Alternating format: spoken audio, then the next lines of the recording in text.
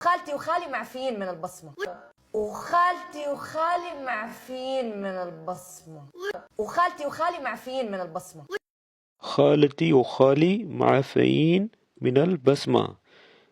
خالتی یعنی کہ میرا جو انکل ہے اس کو خالتی بولتے ہیں، وہ خالی میری جو آنٹی ہے، جو میری خالہ ہے، چاچی ہے، یہ سب کو خالی ہی بولتے ہیں، ٹھیک ہے نا. تو معفین یعنی کہ ان کو چھوٹ ہے، ان کو رعایت ہے، یعنی کہ انگلش میں بولیں گے ایکسیپشنز، مستثنی ہیں، یعنی کہ ان کو چھوٹ ہے، اگر یہ بسمہ نہ بھی لگائیں تو کوئی مسئلہ نہیں ہے.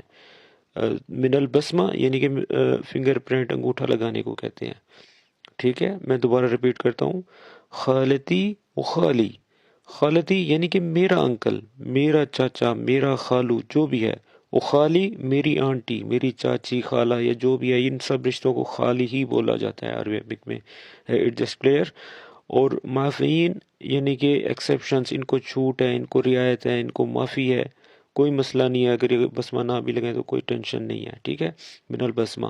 تو اردو میں جملہ بن رہا ہے میری خالہ اور خالو فنگر پرنٹ سے مستثنی ہے، یعنی کہ ان کو چھوٹ ہے، کوئی پرابلم نہیں ہے.